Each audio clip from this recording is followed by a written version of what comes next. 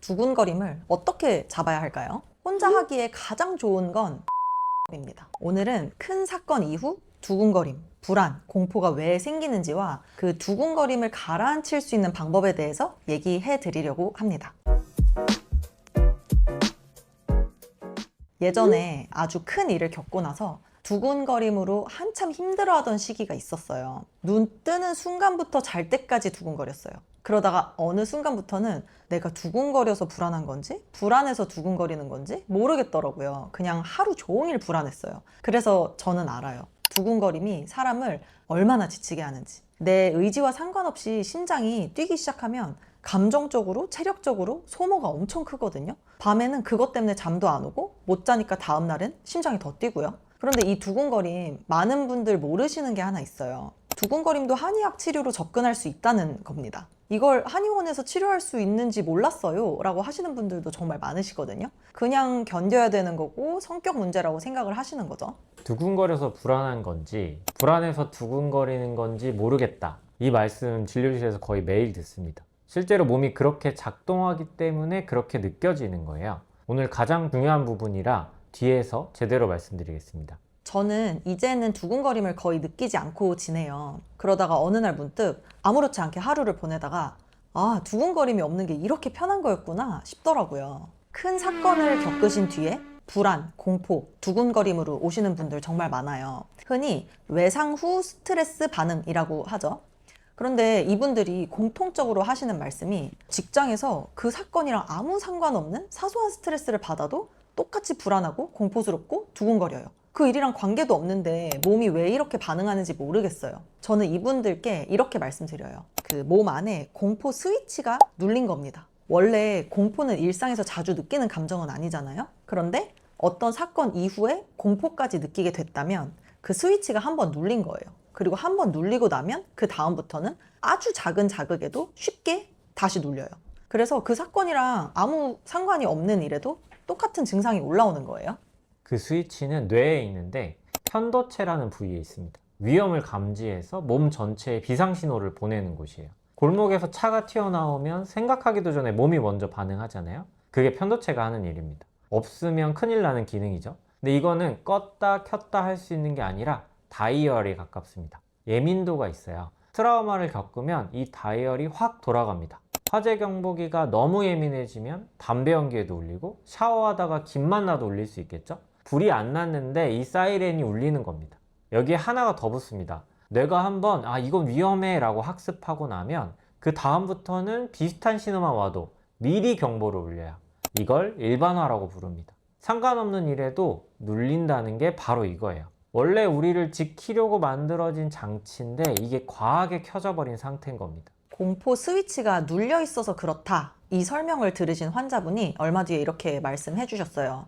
직장에서 불안이 올라올 때 스위치가 또 눌렸구나. 기다리면 지나가겠지. 이렇게 생각할 수 있게 됐다고 하시더라고요. 그러니까 원래는 증상이 올라오면 나 왜 이러지? 왜 이렇게 불안하지? 하면서 그 감정에 푹 빠져버렸는데 이제는 한 발짝 떨어져서 공포 스위치가 눌렸군. 이렇게 자기 감정을 바라보게 됐다는 거죠. 한 발 떨어져서 바라본다. 이 방법에는 사실 이름이 있습니다. 탈중심화라고 하는데요. 감정에 이름을 붙여서 그 감정을 나 자신이 아니라 지금 지나가고 있는 사건으로 보는 겁니다. 나는 불안한 사람이다가 아니라 불안이 지금 오고 있다로 문장이 바뀌는 거예요. 실제로 감정에 언어로 이름을 붙이면 뇌의 반응 자체가 달라진다는 연구들이 있습니다. 다만 오해하시면 안 되는데 이건 경보기를 끄는 게 아닙니다. 뇌 앞쪽, 이마 안쪽에 있는 조절 회로가 경보음 볼륨을 좀 낮춰주는 것에 가깝습니다. 없애려고 하면 되게 보통 더 커져요. 감정을 이기는 게 아니라 감정에서 자리를 한 발짝 옮기는 겁니다. 저는 환자분들께 이렇게 말씀드려요. 직장 상사가 짜증나게 굴 때 그 상황 안에 갇혀서 왜 저래 스트레스야 이렇게 하는 것보다 한 발짝 뒤에서 또 시작이네 하고 흘려버리는 게 내 멘탈에 낫잖아요. 공포도 그렇게 바라보자는 거죠. 불안이 올라올 때 거기에 막 매몰되면 감정이 커지는데 불안? 너 또 왔네? 하고 바라보면 그 감정과 나 사이에 거리가 생기거든요. 그 거리만큼 편해집니다. 탈중심화하기 위해 증상에 이름을 붙이자까지 따라오셨죠. 이제 두근거림을 잡아볼 건데요. 왜 두근거림이 먼저냐면 앞에서 말씀드린 그 질문으로 돌아가야 합니다. 두근거려서 불안한 건지 불안해서 두근거리는 건지 모르겠다. 사실 둘 다 맞습니다. 순서가 한 방향이 아니라 악순환의 고리로 돌기 때문이에요.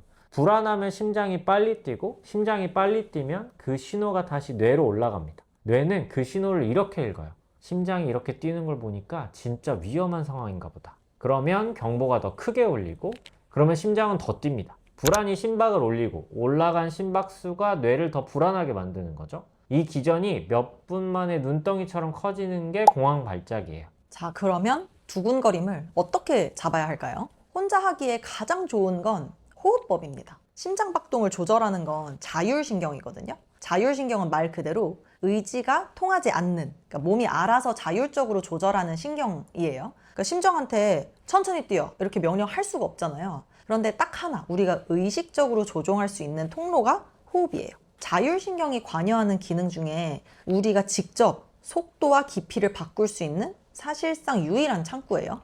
그리고 핵심은 들숨이 아니라 날숨입니다. 숨을 내쉴 때 부교감 신경이 활성화되면서 심박이 느려져요. 심전도로 보면 들숨 때 빨라지고 날숨 때 느려지는 게 그대로 보입니다.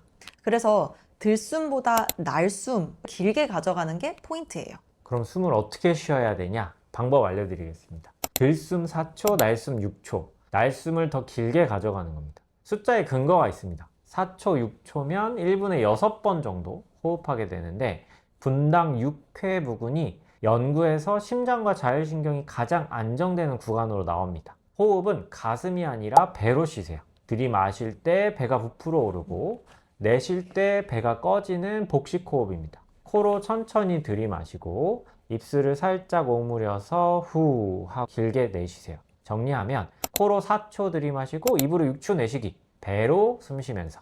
그리고 이건 꼭 말씀드리고 싶은데요. 숨이 찬 느낌이 들면 아직 연습이 부족하신 겁니다. 호흡법을 하다가 오히려 불안해지는 분들 계신데 되게 이 지점이에요. 그럴 땐 편안한 게 제일 중요하거든요.